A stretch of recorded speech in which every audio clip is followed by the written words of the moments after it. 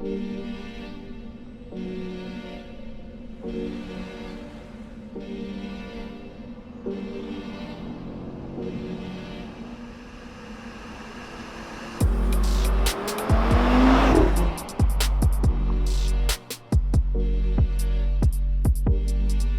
Audi RS3, certainly a very rare sight to see here in Ireland. However, I think it looks brilliant, especially in this Tango red. Now, traditionally, this would rival cars like an A45S or maybe a BMW M2. Starting price for these in Ireland, thanks to our lovely VRT taxation system, is about 90,000 euros. Now, this particular one's a saloon, and for that, you're going to pay an extra 3 grand. However, this one has the Matrix LED headlights, a nice sound system, an upgraded exhaust, and all of that coming together costs 108 grand. And ironically enough, that is the exact price that an Audi e-tron GT will set you back. I'm David OC, this is the DoneDeal YouTube channel. If you want to subscribe, that would be excellent. And let's begin by going for a drive. So to drive the RS3 around town, it's not that dissimilar to a normal A3. It's very comfortable. It's got obviously a lovely automatic gearbox. It comes with a Bang & Olufsen sound system. There's lane assist. It really has it all.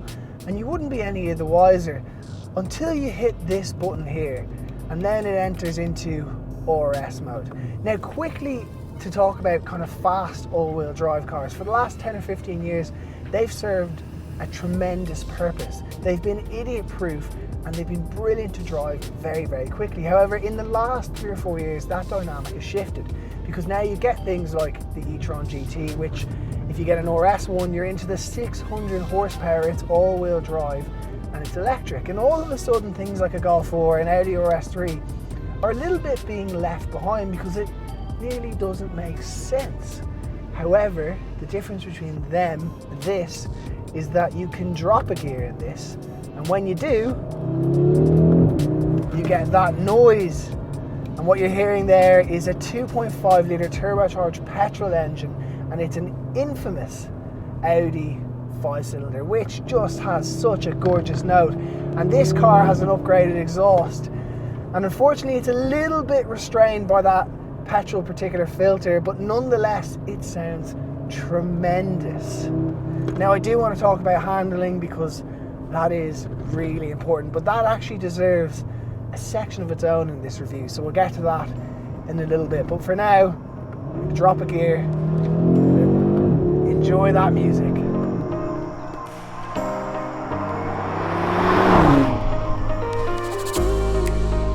Now, in terms of styling, it definitely stands out. Obviously, this one's finished in Tango red, but as a whole, it's just a little bit more aggressive than your normal A3. You can see here with the blacked out badge, a lovely grille. Then this one's got the optional extra Matrix LED headlights. Those are about 1,300 quid, but they do a dance when you start up, so it's probably worth it.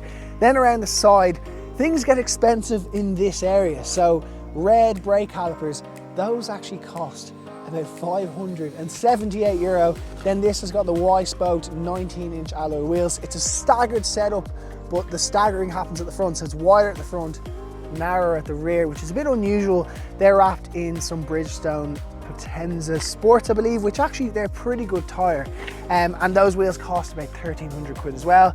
As we make our way along the side, you'll see black mirrors, lovely vents along here. The side skirt sticks out really well. Actually, this angle here, it just looks gorgeous. And then as we come around the rear, you've got a black boot spoiler, a new diffuser, and then the big kind of staple RS exhaust. And actually this one has an upgraded exhaust system. Costs about 2,000 euros.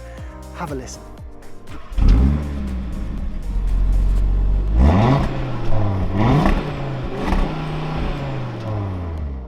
The cockpit. It's very like a normal Audi A3, and actually if you'd like to watch our review on that, you can hit the link up there. However, there's a couple, I'm going to say subtle differences, but they're actually quite big. The first is the Alcantara steering wheel. It's lovely in your hands, but I will say this car's got just less than 10,000 kilometers and it is already beginning to show wear. That's the trade-off with Alcantara, but you can get them retrimmed. And then of course there is the lovely kind of bucket seats. Now they're not the wing backs that the true Audi enthusiast will be looking for, but actually, truth be told, they're a little bit more comfortable and you can get them in any position you like. Then as far as the infotainment system works, it is Audi, and that is a great thing. It's all very smooth. Apple CarPlay connects up wirelessly and instantaneously. Then over here you've got the digital driver display. Again, that's completely customizable. You can put it in all sorts of different views. You can even get your G meter, you can have a lap timer on it, whatever you want, it's all there. And just as a whole, it's quite a lovely place to sit. This steering wheel really does give you an extra kind of sensation that you're in something special, and that is very, very important. But on that note, I think we've got to go back and talk about the handling. Traditionally, all-wheel drive cars have had a little bit of an elephant in the room, and it's that they're not actually that playful, and sometimes, other than going really fast, not that fun in the corners. They tend to suffer from a bit of understeer, which means when you go around a corner, the front can kind of wash out a little bit on you. However, in this new RS3, the suspension has been completely revamped. It's a little bit customizable in the driving modes. It's also fitted with some staggered Potenza Sport tyres on it. Now, when I say staggered, normally you'd expect the wider wheels to be on the rear, but no, it's the opposite in this. And I suspect this is all to play in to the fact that this is now a little bit more playful. Let me explain.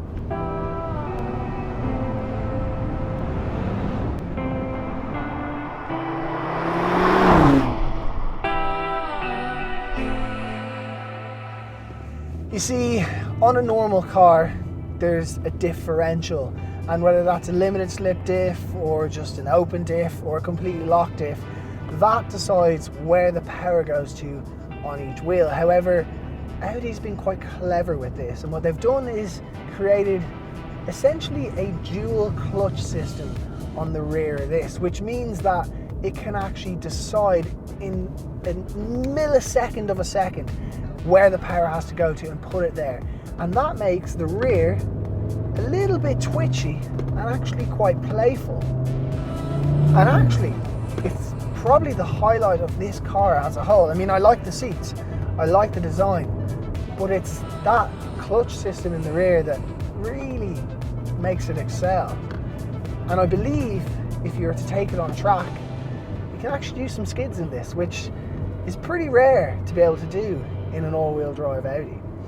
On top of that, one thing I didn't mention earlier is that the configuration of that 395 brake horsepower has changed, so it's a little bit earlier on in the res, which does make it feel a little bit more instantaneous, a little bit more electric, and it also lasts a bit longer. So if I drop a gear and I put the foot down, you felt it there in second gear, you're on the power curve for an extortionately long amount of time. This car to drive day to day or on a nice mountain road like this is excellent.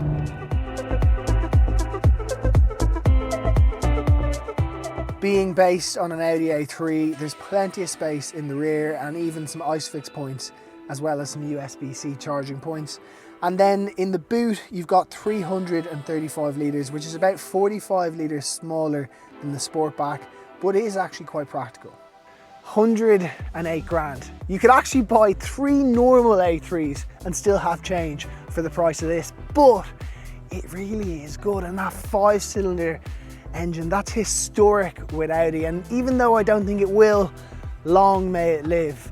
And I have to say, as much as EV power is exhilarating, there's something about hearing those noises under the engine and behind from the exhaust that just separate it from the pack. Anyway, that is our review here of the Audi RS3. Hopefully you've enjoyed it. If you have, please make sure to subscribe. If you'd like to search for Audi dealerships around Ireland to maybe go and test drive one or to see what they have in stock, then hit the link up there. But that's it for me. Thank you so much for watching, and we'll see you in the next one.